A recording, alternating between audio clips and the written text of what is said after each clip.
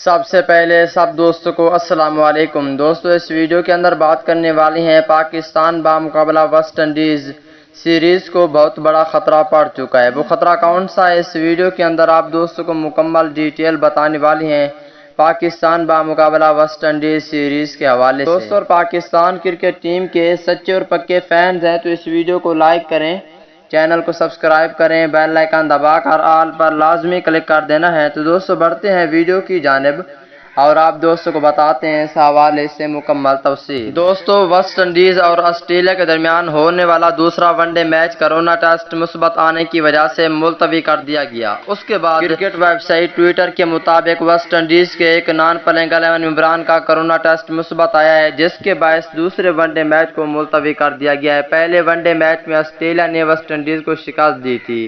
اس وقت پاکستان ٹیم بھی West Indies میں موجود ہے، جہاں بارباڈوس میں اسکواڈ کرونا ٹیسٹ کی رپورٹنگ منفی آنے کے بعد تمام ارکان کو جمعے سے ٹریننگ کی اجازت مل چکی ہے۔